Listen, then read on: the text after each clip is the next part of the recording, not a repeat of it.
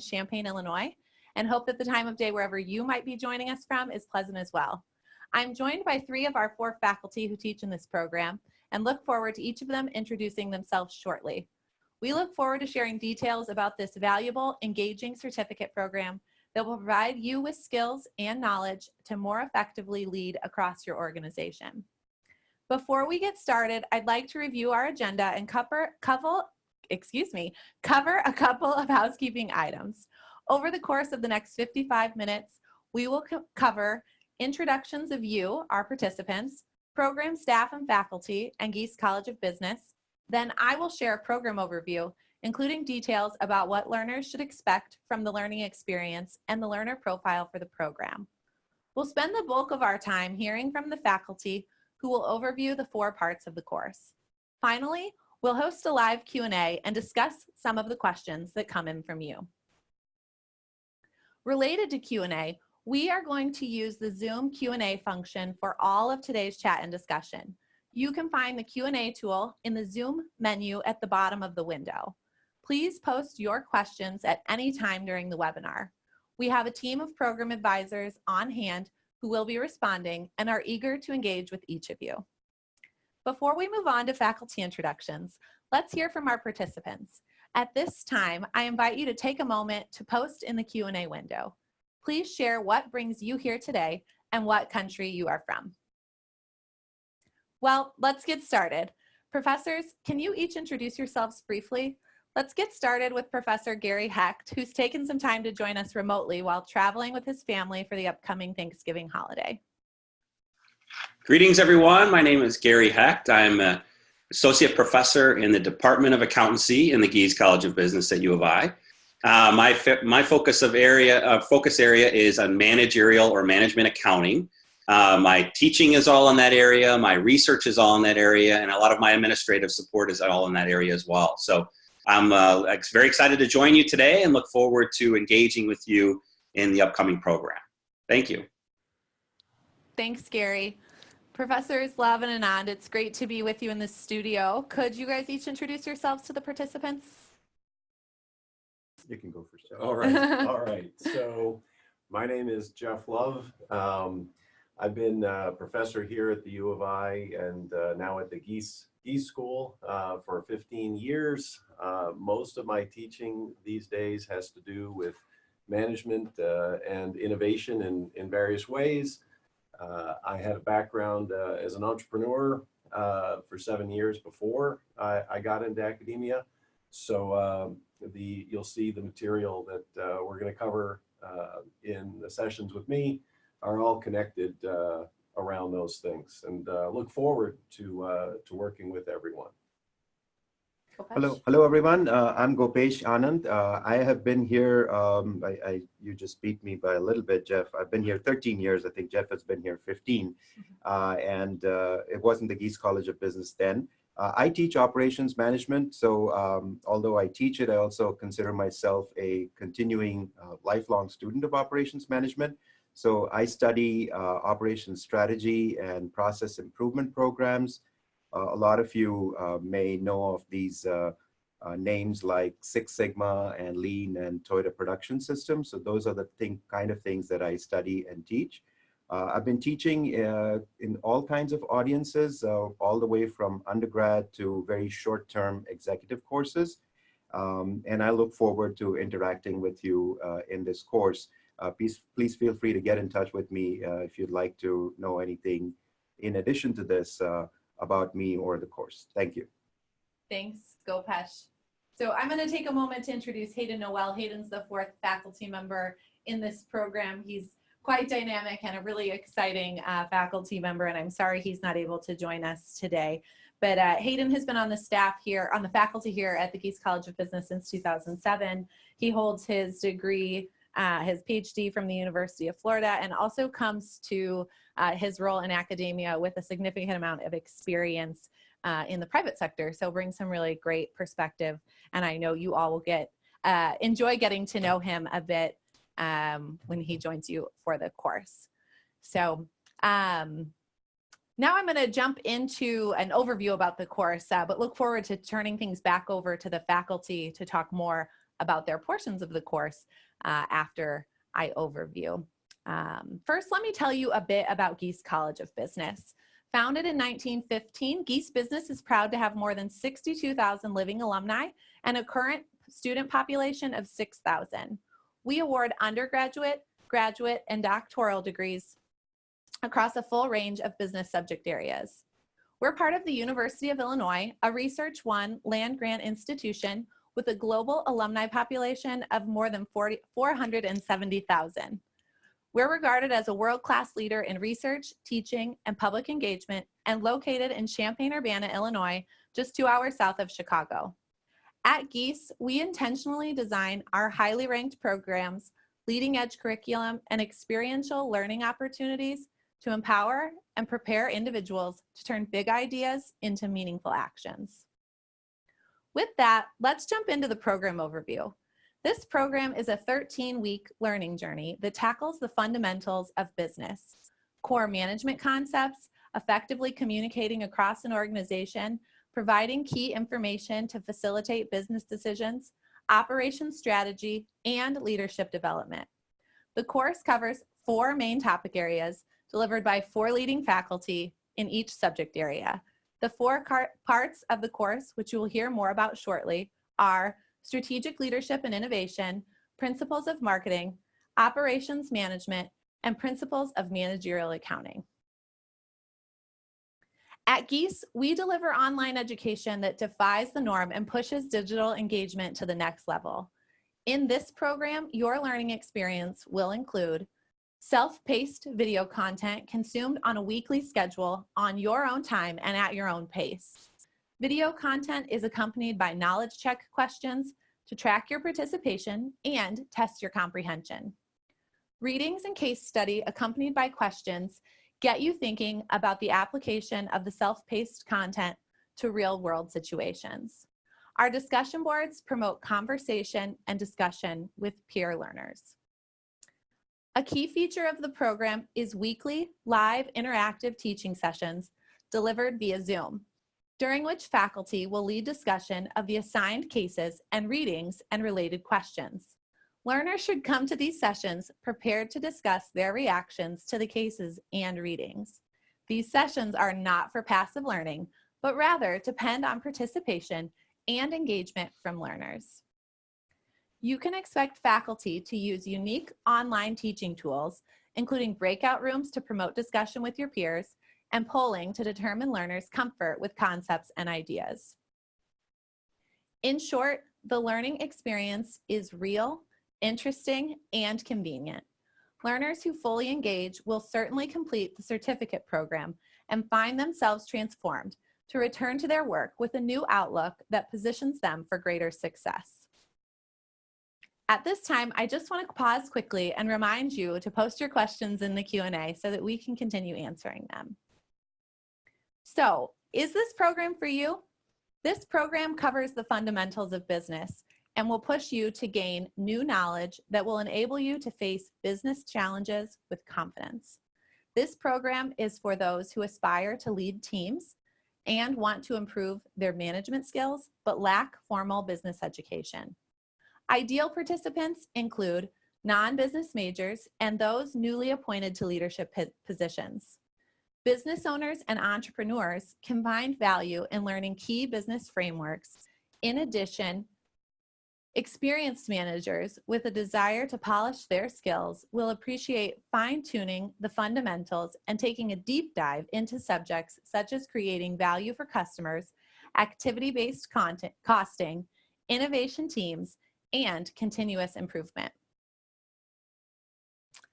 All right, let's jump into the 13-module program and explore each of the subject areas a little deeper to provide you with additional insights about what you can learn in this program. Our program design starts with Module 0, during which learners will gain access to the learning materials, become acquainted with our learning management system, and begin introducing themselves to peer learners. Module 0 is all about setting yourself up for success in the program. Enough from me. At this time, I'm pleased to turn things over to Jeff, who will walk you through his 3-part module of the course. Please keep your questions coming. Okay. I seem to actually have lost my PowerPoint here. Not sure what the deal is there, but I can. They're getting it up for us. One second. Give me a moment here. I think I hit the wrong key. So the module that I'm going to be working with you with is called Strategic Leadership and Innovation. And there's a couple of interesting things about it. For a module that has three sessions, we actually cover quite a bit. We're going to cover some material on both teams and on organization design. So the organization design part, develops the idea that there's a strategic aspect to this. So one thing that I'm excited about is this idea that we're going to cover concepts at two levels, at the team and the organization design level. The other one is that as we go through, we're going to be focusing both on general, broadly applicable principles about teams and organization design, as well as innovation. And innovation plays a little bit by different rules. So we're going to go through each module with a section on innovation. So let me talk about the session on teams in a bit more depth. The thing about teams and the motivation here is that and we're going to take the perspective of how you lead, how you build a team, how you lead a team for it to be effective. A lot of the time, people's experience with teams is mixed. There might be conflict, there might be problems with communication, there might be problems with commitment and motivation. And so what we're going to do is we are going to go over some conceptual materials that gives you a way of thinking, a framework about managing teams and leading teams that I think is quite straightforward, quite easy to put into practice, but quite powerful. And then we're going to apply that to a product development team case called Metasys, where that team, it's a Harvard Business School case, the team's having a lot of troubles, to be frank. And what we want to do is understand where those troubles are coming from. And it's going to turn out they're going to arise both from the design of the team and the leadership of the team. So it'll give us a chance to put our framework in place and consider how to develop your skills in team leadership.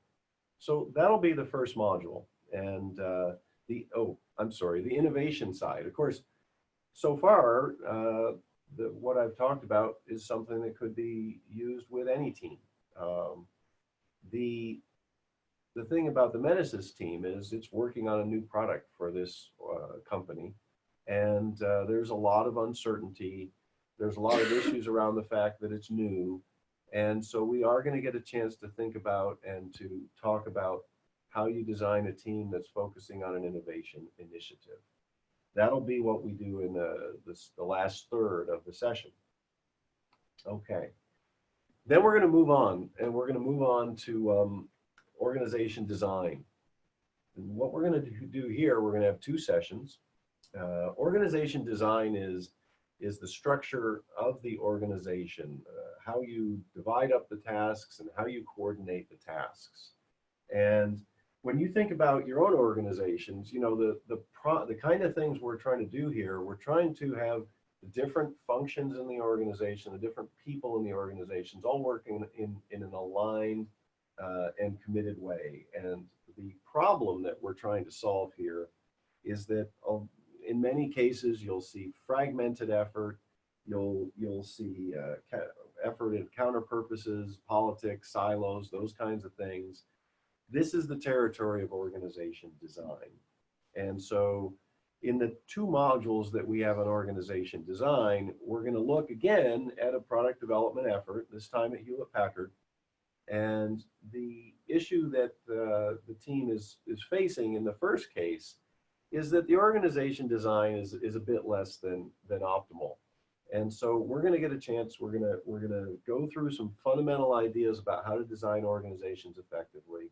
And we're going to get a chance to understand what obstacles the design is posing for this team.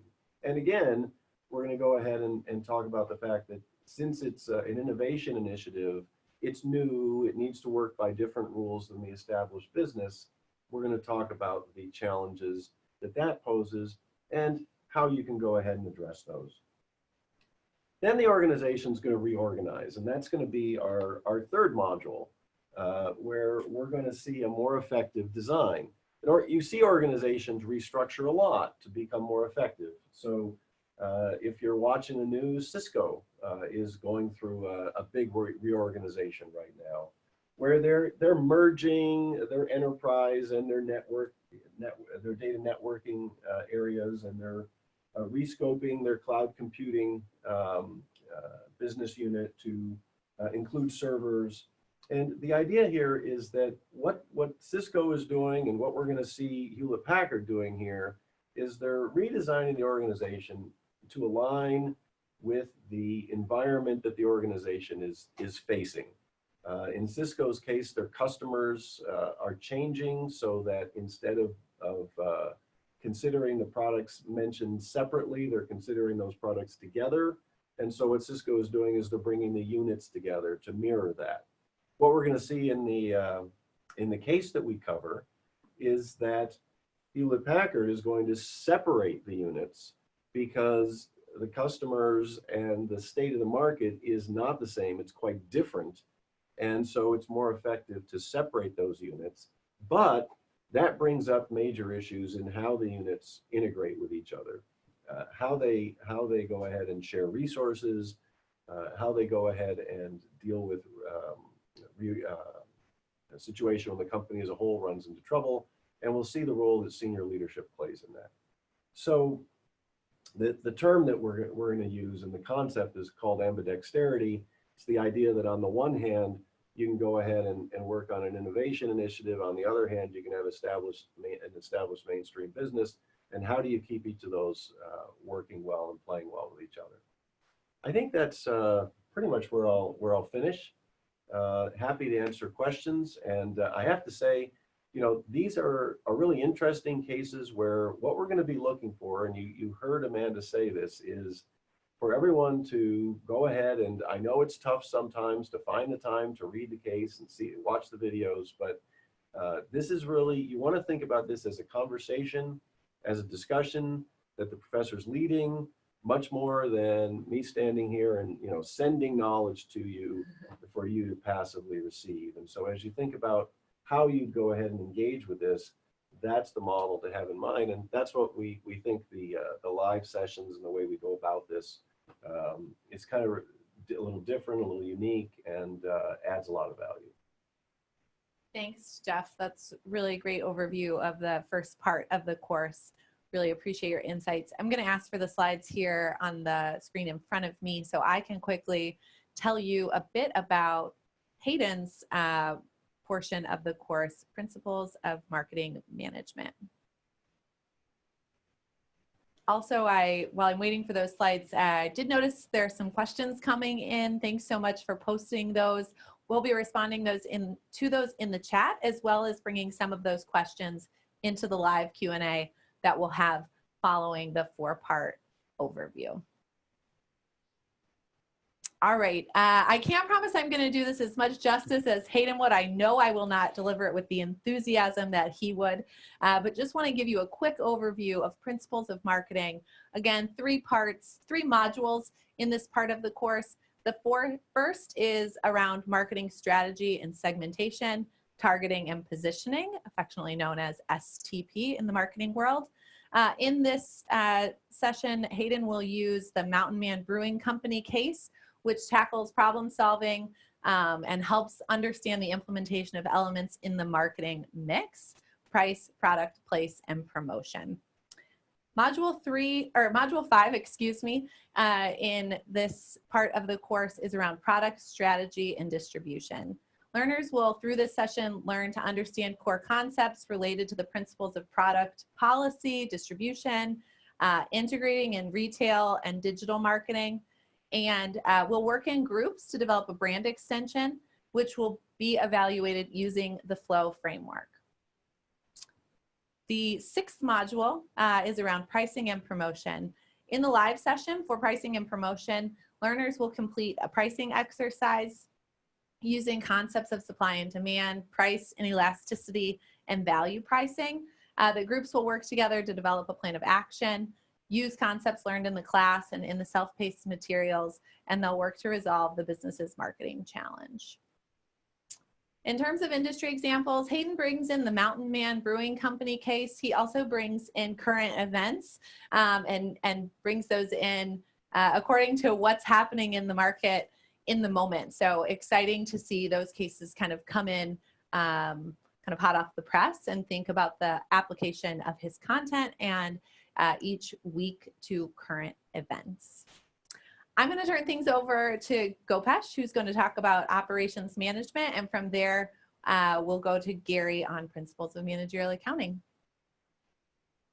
Thank you, Amanda. Excited to be here, and hello again, everybody.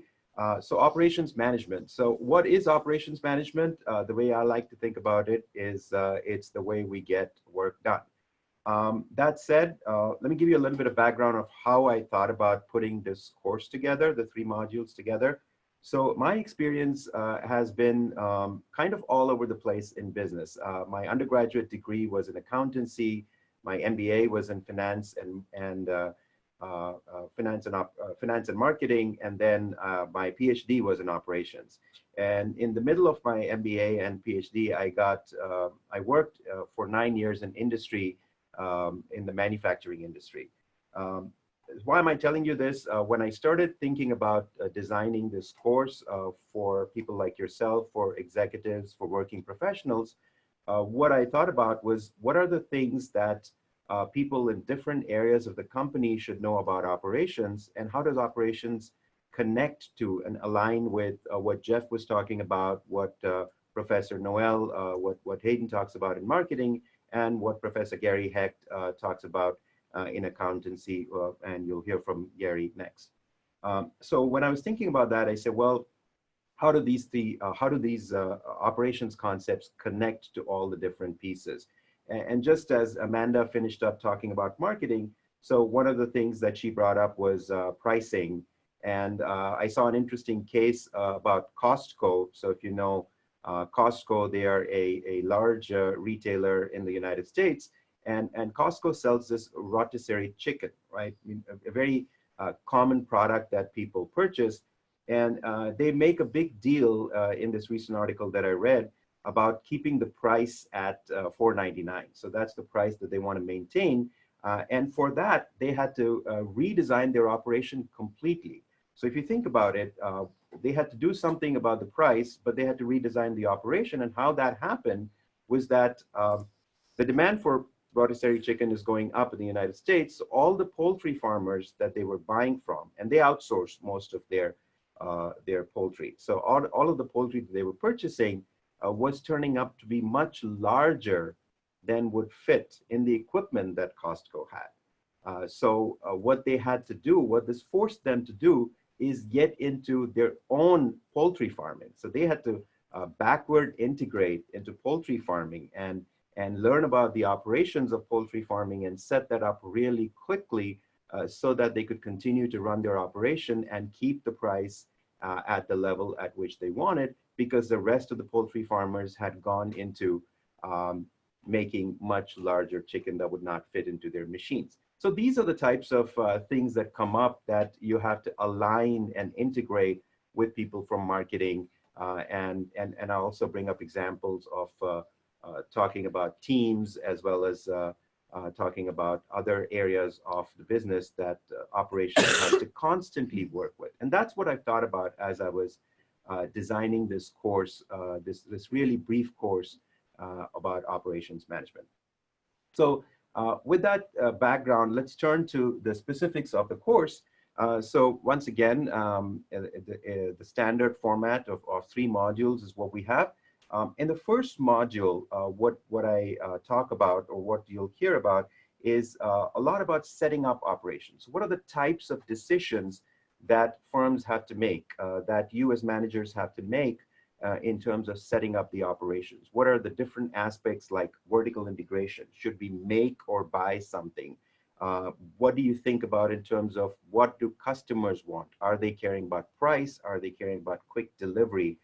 And those sorts of things that will come up in the first module in terms of how to set up the operations so that it's doing what it's supposed to do and at the same time working well with the overall firm strategy, overall business strategy that is running the business. So the way we'll do this is you'll read this very short case called Hank Cole, Director of Quality Assurance. And when I say short case, I mean it. It's really 4 pages. So this is one of those things where it'll be really quick for you to read. And I hope you'll be able to relate to a lot of things that are happening in this case because it's very much things that I think people go through on a day-to-day basis. Whenever I talk about this case, it gets people animated about what they have seen in businesses, as well as it also gets people putting blame on other areas and saying, if only marketing would do this, my operation would run well. If only the cost accountants would give me the ratios correctly, this would be really easy to manage and things like that. So it brings that out really well. And I like the fact that it does get people to think about how this connects to them. So when you do read this case, make sure that you reflect on what you think is the issue, but also how it applies to your situation. So it's a manufacturing-based case, but I like to think about all the concepts and operations applying to manufacturing as well as service businesses as well as transactional businesses. So feel free to extend some of the concepts in the case to your situations as you read it and bring that into the live session. I do have another case in the first module, which is focusing on a service business. So you all may know of Ritz-Carlton. I know of Ritz-Carlton. I've never stayed in one, but I know of one. And obviously it's because it's one of those high-class hotels. And we'll use that case for you to think about how a service business has to think about their operations differently from a manufacturing business. And we'll also use that case in terms of talking about taking customer requirements, customer needs, and figuring that out back into designing your operation, and also going all the way back into training your employees. How do you select your employees and how do you train them in order to deliver at the end of the day what the customer wants? So we'll try to make that connection. Again, hopefully you'll see that through the case. The case also brings in the idea of quality management, quality improvement, which is going to be the topic of the second and the third module. So that's about the first module, setting up operations. In the second module, we'll talk about managing continuous improvement and managing the continuous improvement initiative. I pan back a little bit to the sort of 50,000 feet level and talk about what is the philosophy of continuous improvement? What do companies think about? And the reason I do that is whenever we think about continuous improvement in programs like total quality management, everyone thinks about car manufacturing and Toyota. And you can do that in car manufacturing, but we cannot do that in the doctor's office. You can do that in car manufacturing, but I cannot do that if I have a pizza business. Well, if you think about the philosophy of what car manufacturers like Toyota and Honda and nowadays Ford and GM do, a lot of it is based on very simple principles. So what I've assigned as a reading is an article that talks about the DNA of the total production system. What is the understanding that we should have of the kind of things that they're thinking about when they're designing the system? And the reason we do that is so that we can apply it to other areas. So that's one of the things that you'll read about. And then I also have another article that I assigned for that day where you'll learn about deploying what is known, what is popularly known as the Six Sigma Process Improvement Initiative. And that's an initiative that is very popular. And this article actually talks about it in the context of a hospital. So on purpose, we're going from manufacturing of cars to the context of a hospital, and we're looking at it from the level of somebody who's trying to set up a continuous improvement initiative. how do you get people involved? In the case of the hospital, what you'll see is there are some challenges when you're trying to set something like this up. You're trying to involve physicians, you're trying to involve nurses, you're trying to involve administrators. Each one of these stakeholders, although have the best interests of the hospital operation in their mind, also have their own incentives and also feel like they're very busy doing their own stuff and they don't want to be bothered with continuous improvement.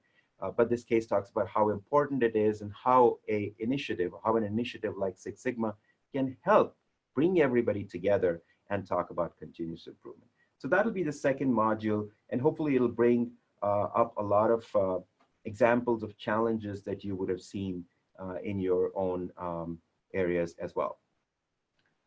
So let's move on to the third module and what we'll be talking about there. So that will continue to talk about continuous improvement, but move into more of the frontline level. How do you get the people in the front lines involved? Professor Geoff Love was talking about teams, and here we'll focus on, well, you can have teams, but they have to be engaged in continuous improvement. They have to be bought into the idea of what the company is trying to do. Otherwise, the continuous improvement program is not going to succeed. It's going to fail. What you'll see in this article, and let me, without giving away too much of what you'll see, let me just say that it talks about the idea that you can have the most optimal solution, but if people are not going to accept it, if they're not going to see how that's going to help their work, they're not going to implement it. So you have to think about both of those aspects. And from a theoretical perspective, we think of this as the socio-technical. So you have to think about the social aspects as well as the technical aspects of putting in place a continuous improvement initiative. So in this last module, we'll talk about sustaining process improvement. How do you get different people at different levels in the organization, right from top management to middle management to frontline employees involved in this? And how do you translate what the company goals are into the day-to-day activities that people are doing and improving those day-to-day activities in the organization. So here again, you'll get a sense of two types of businesses. There are two articles that I've assigned for this. One is the lean service machine that's talking about a company that's dealing with insurance. And then there's GM Powertrain, which is a case that talks about, it's a real case, it's a real person. You can actually look up the name of that person on Google. That person has been doing really well since the case was written. So you can see how that person faced all the challenges, took on all the challenges and did really well with them. So those are the three modules that we have in operations management. I look forward to getting your questions, having lively discussions in the live sessions, and hopefully having some great discussions and getting the opportunity to learn as well as deliver some of the things that I have learned in teaching this for some time. Thank you. Thanks, Gopesh. I think we're going to go to Gary, who's going to give us an overview on managerial accounting. Before we do that, just want to give a quick reminder to post some questions in the Q&A. We're really looking forward to responding to those. We've got one great question for now that we'll be responding to shortly, but please, attendees, post your questions for us. Thanks so much. Gary, over to you. Thank you very much. Looking forward to those questions as well. So once again, my name is Gary Hecht. I am the lead instructor in the management accounting side. And in the spirit of what Gopesh did in terms of giving a little bit of an overview, I'll do the same thing, because management accounting, managerial accounting, you hear sometimes cost accounting. And one of the biggest questions I get as we start sort of jumping into class is, what is this? What is managerial accounting? And it's probably the least descriptive name of a course or of an area that there is. And in my experience, and oftentimes, and without patting myself on the back, there's a lot of positive surprise that the students experience in that setting, meaning that they said, oh, this is what management accounting is. I thought it was going to be all about accounting's technical rules about how to record revenues and create financial statements and dealing with, regulatory agencies and all of that type of material. In terms of other questions, oh, this is going to be all about tax, right? And when I hear accounting, it's taxes. And, there are some elements of those pieces inside of management accounting, but What management accounting really focuses on is decision-making inside of the organization. And so it's a very natural fit with the other courses in this certificate program, because we talk about the use of information for decision-making in organizations. So we are inside the four walls of the firm. We're not necessarily worried about the accounting rules for, how to account for transactions. We're not worried about tax law and the complexity or the simplicity of that, depending on your perspective. We're really focused on running a business. And so what do managers, what do employees, what do owners of the firm have to decide upon, and what type of information do they need in order to make those decisions? So we look at kind of the interest of the individuals who are making decisions on behalf of the organization. And for one side of management accounting, we just focus on what information do those people need and how do we get it to them? How do we create? How do we organize? How do we deliver? How do we make people understand what the information is so that they can make the best decision on behalf of the firm? In the second half of the course, the later modules, second module and a half, we take a little bit more of a realistic perspective and say, okay, these managers and employees who are working on behalf of the firm, they don't have necessarily the firm in mind on every aspect of their life, meaning they're not necessarily perfectly aligned with the goals of the organization or the firm or whatever type of company that we're talking about here. They have their own interests. They have their own incentives. They have their own careers, right? It might be that a manager or employee plans to work for an organization for the next 2 years rather than for the next 50 years that the organization is planning to exist for, right? So the second half of the course thinks about those decision makers and how we use information to align or guide or influence the decisions of those managers and employees so that they are pursuing organizational goals to the extent that we can get them to do so. So two purposes of management accounting. The first, to facilitate decisions, to help people make the decisions that they have to make. The second, a little bit more realistic of a perspective, and also try to align or guide these individuals to make decisions on behalf of the firm. So that's going to take us through those three modules. So I have three modules that will conclude the certificate program. And we can jump to the slides now, where I'm going to talk about the first module, and that is module 10.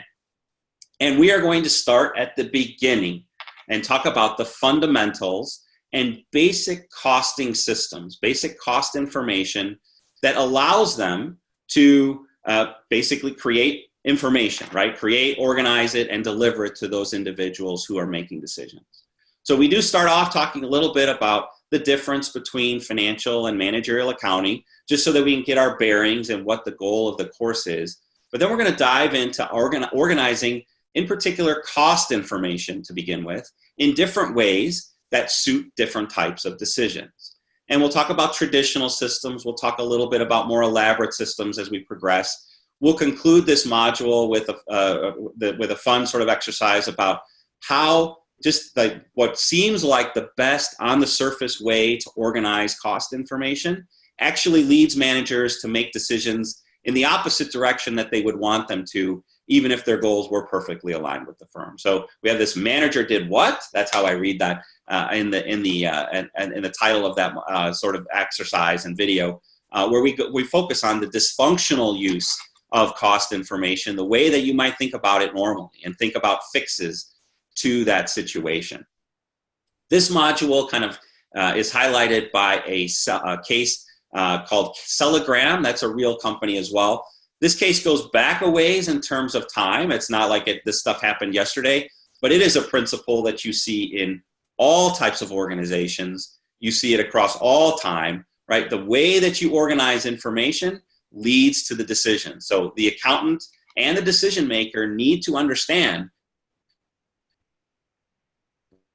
what type of decision being made and then how to best organize the information for that decision. Sometimes the most useful, the most available organization of the information is the least suitable for that situation. And the Cellagram case is nice because it mixes up a manufacturing setting with a service setting, and we're talking about how costs and resources are being allocated inside of an organization. So we have one division or business unit providing a service for other divisions or business units, and how the information that's being captured about that service providing business unit influences what the activities are throughout the entire firm.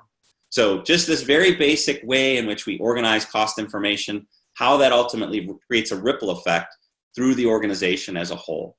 Now, in the middle module, that's module 11 in the entire series, the second one in the management accounting, we focus on a little bit more advanced or elaborate costing systems. And so a very common type of an elaborate costing system is referred to as an activity-based costing system. And this becomes very focused, very specific, very granular, collects a lot of information and creates a lot of flexibility or agility inside of the organization for creating information in a variety of ways so that it's suitable for all different types of decisions. Of course, there is a huge cost side to that, and it's very limited in many ways because it requires a lot of resources to develop and implement these systems as well as maintain them going forward. So I'm not going to sit in class and just tell you how great all of these things are and these innovations that have occurred throughout the years. We're going to talk about the downsides to them, the cost side, the limitations that they have, which, even if you're not an accountant, you need to be very much aware of in a business setting so that you can say, this information is not suitable for me. You can, discriminate across different situations where what the accountant is telling you is good for you versus maybe needs to be improved in some way. In that same module, we're going to enter into a variety of different business settings, lots of different decisions, talk about operational decisions, talk about strategic decisions, and how accounting-based information is used across those different settings. And of course, looking out for pitfalls in those decision settings, again, with the accounting information that is available to you, may not always be suitable, needs some adjustment, needs some massaging to make it right for that particular context in that setting. That module concludes with the Kahneman case, and in that case, we're talking about a service setting where you have a customer service call support center that is outsourced by other organizations and can kind of see how they deal with their clients and their clients' customers, and of course the role of information for advancing the trajectory of that firm. And then in the third module, we have where we're talking more and more about aligning or guiding or influencing the decisions of managers and employees. And so we're going to talk briefly about the use of budgeting inside of organizations for control purposes, how the organization plans the use of their resources and allocates that throughout the firm, and then holds those who it's been allocated to accountable to that budget. And we'll talk about the ups and downs associated with that process. So if you are working for an organization or firm or any type of entity, you're probably subject to that entity's budget. And of course, even if not in your personal life, you are probably subject to a budget. And so, like I said, the ups and downs associated with that realm of management accounting is a fun discussion oftentimes. And then we'll talk a little bit about a broader definition of accounting information. I sometimes step on the toes of other areas when I say any information inside of the organization is kind of an accounting, it's under the umbrella of accounting information, but I truly believe that. And so we're going to extend beyond just the dollars and cents or the costs and the really refined look at information and talk about non-financial performance measures and how those are used to create a measurement system, and then how that measurement system is used to control and provide incentives to managers and employees throughout the organization. So we'll certainly talk about financial performance measurement, but we'll go well beyond that and talk about non-financial performance measurement as well, and how that collection of information is used for both operational and strategic concerns. The case in that module is based on a convenience store, so a small retail store with lots of different locations. And you wouldn't think that you have to be very strategic and think about non-financial performance measurement in those types of settings where you're just basically buying product and then turning around and selling it to customers with a bit of a markup and being convenient in the types of products that they offer. But this is a fascinating case just to think about how performance measures are used for multiple purposes, for incentives, but then also for decision making. And then, of course, how you can use this type of information to make decisions. So we do a bit more data analysis in this case as well. So this is a nice case that wraps up things because it talks about both uses of this information and used in a variety of ways. So those are the 3 modules in management accounting. I will look forward to, again, like the other faculty, to look forward to engaging with you in the course and learning alongside you as we progress through those modules that bring the certificate to a conclusion. Okay, thank you very much. Amanda, I'll turn it back over to you. Thanks so much, Gary. Thanks, Gary, and glad to be back with everyone here. Just want to highlight again the Q&A. We've got some questions coming in. Looking forward to bringing those to the group here shortly. Just want to talk briefly about the certificate program.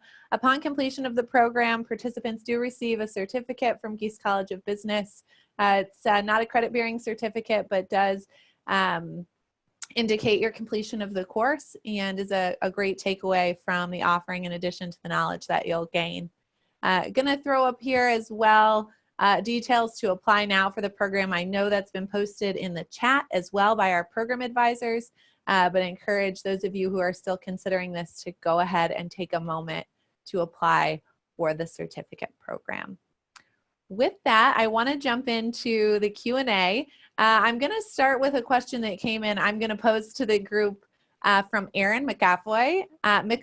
Aaron is from Springfield, Illinois, so not far from us here in Champaign-Urbana. But he asked a question around the value of the certificate program across a variety of business models, specifically nonprofits.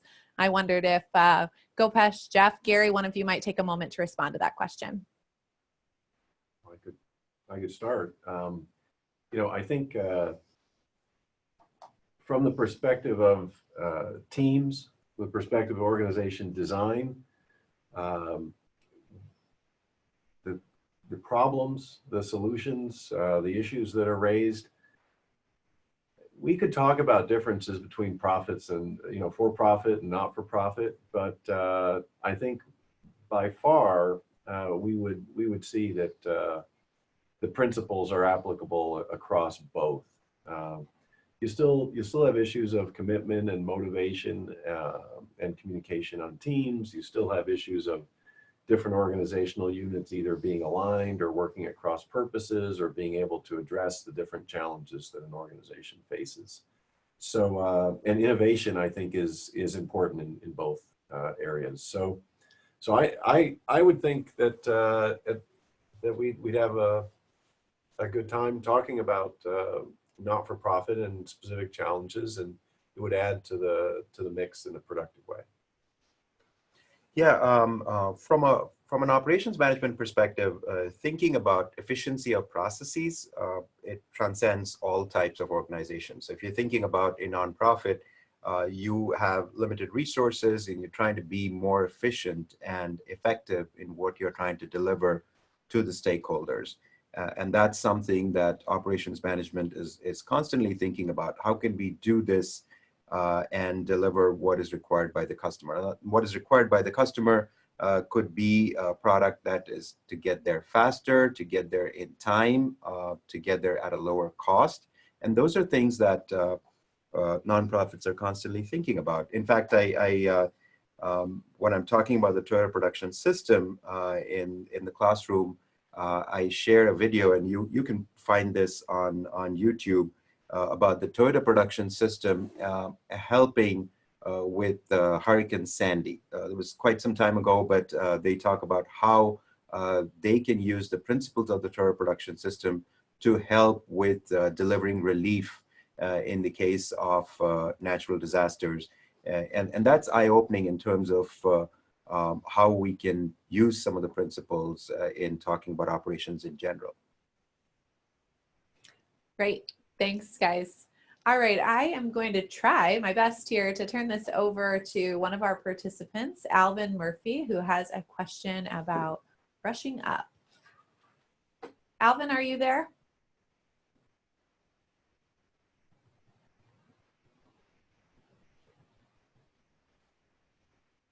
Alvin, can you hear us? All right, well, no luck. No luck getting Alvin into the room, so I'll share his question with you, which is it required for me to brush up on a few skills before jumping into the program? So I can take that. I think operations and perhaps accountancy, the other ones, so Gary can perhaps jump in, are the two that kind of scare people away because they're talking about numbers and do I need to brush up on my statistics and math and so on and so forth. Um, I don't mean to say that that's the only thing, but those are the things that usually come up. So I'm assuming that's where the question is coming from. I would say that the course is very much self-contained, so you don't have to brush up.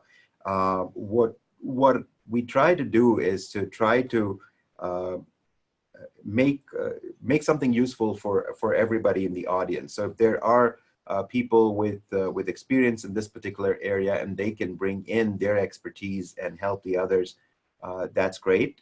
And if there is something that is to be a reference material that participants can go back and read, that's great too. But as far as the course is concerned, we try to keep it self-contained so that there's nothing that you need to brush up on before you jump into the course. I shouldn't speak for everyone, so I'll turn it over to Jeff and see what he thinks. Well, I think that's a good question, and I think the answer in my area, and I think from having seen how Hayden works, I think this idea of self-contained is the key. We're really, I think what I'm hoping more is that you're able to go ahead and get the time, set up the time to do the preparation well, using the materials we provide, because that's all that's really needed, and your experience. I think in a number of the modules, mine and others, people's own experiences with the problems, challenges, solutions in these areas is really what we want you to think about bringing from your own background. Thanks, Jeff. Thanks, Gopesh. One more question here from participant, I believe, trying again to bring them into the room. Decathlon, can you hear us? All right. Well, I'm not sure what's going on with bringing people in. Typically, we like to bring you in to ask your questions so we can engage with you directly, but I'll go ahead and post this question again. Decathlon's question is, how do you see digital disruption in the area of business management? Okay, well, maybe I'll take a little bit of that. I think when you talk about disruption, that's a concept that a lot of scholars have taken a look at, whether it's digital or otherwise. And Clayton Christensen was one of the gurus who basically got us started with the idea that you can have a disruptive technology. So when I think about, well, how do I see it? I see it as a force that you want to understand, be able to have a sense of be able to analyze how it might affect your business and be able to respond to it.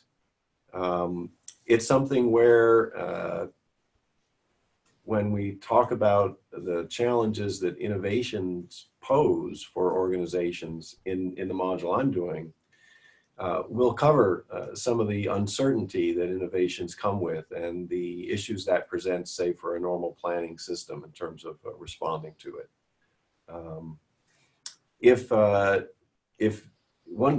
This actually gives me a chance to also suggest that a concept like digital disruption is not one that is frankly going to be front and center in the discussions we're having with these cases, because we're covering innovation more broadly. We will touch on it, but also one of the things that we have is the ability to have a conversation offline separately. Do we have office hours in this program? We don't have office hours. We have discussion boards planned. Okay, so discussion boards. So the thing is, I love talking about the innovation topics in general. And so we really have a chance to talk about something like that, or anything that people come up with where it's of interest to you. I can point you to articles that would give you a leg up on it, that kind of thing. Because I really think we like to not only cover the standard set of topics, but be able to let people proceed in directions that are of particular interest to them.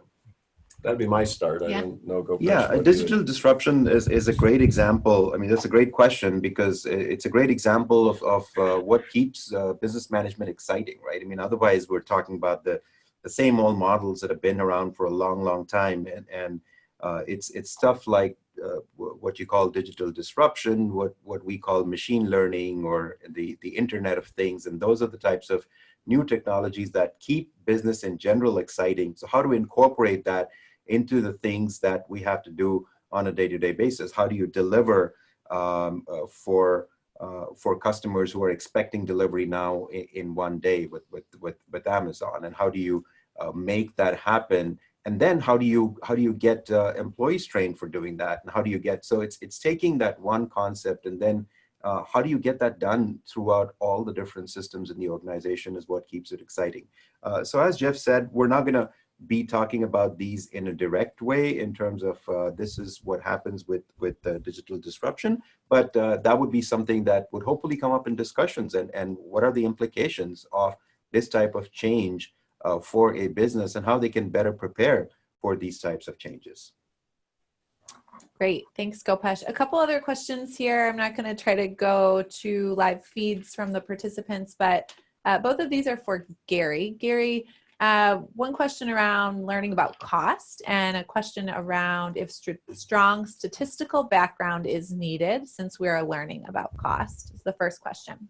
Yeah, so I would echo kind of what the other comments were about. Do you need to brush up on skills? Do you need to come in as a mathematician? Absolutely not. It's very much self-contained. I start at the conceptual level and focus a lot on that, understanding that. And I'm a big believer that if you can display, and encourage understanding in a simplified manner, well, then that can mushroom up after you get those concepts down. And so, you don't have to come in with any specific skills or be afraid of the class in any way on the statistical or mathematical front. I will say that there are deep dives that are available to you. So if you do come in with those skills, you'll have plenty to do in the class. So it won't all be focused on the basic fundamentals, but I think it meets the needs, as Gopesh mentioned, I believe, of many different users. And then the other part of the question, Amanda? Yeah, so I'm sorry, I didn't pose that part yet, the second question yet. This is from Saul Stark. Saul asks, will you be concluding managerial accounting in terms of revenue generation or budgeting and delivery? Yeah, so we'll be talking about both sides. That third module in particular will be really focused on facilitating and guiding the operational and strategic decision making inside of the firm. And so, I don't want to say too much about management accounting or pretend like it's the center of the universe, but between you and me, it really is when it talks about information and decision making. I call it the lifeblood of the firm to really try and help facilitate all of these things. And one of the biggest surprises for me in my career as I entered into that world was I needed to know everything about the business in order to provide the information that was useful for the decisions. I wasn't the final decision maker, but I needed to provide the information in the right way. So we'll be talking about all of those elements. I think it will be a pleasant surprise for many just how down in the dirt we will be in terms of very specific daily operations to the long-term strategic guidance that we're providing the C-suite. Yeah. Thanks, Gary. We've got a couple of other questions coming in, but I am cognizant of the time and we just have 1 minute left. So we'll respond to remaining questions offline to attendees. Really appreciate all of these that are coming in. Just want to thank you all for joining us here. Thanks to Professor Anand, Professor Love, Professor Hecht for joining us here today to talk about this course. Really grateful for the attendees who took time out of their schedules at varying times a day across the world to join us as well. Should you have any questions, our contact information will be shared and you can absolutely reach out. We look forward to hearing from you in the coming days. We also look forward to having you join us for this course in just a couple short weeks. So thanks so much for your time and have a wonderful day.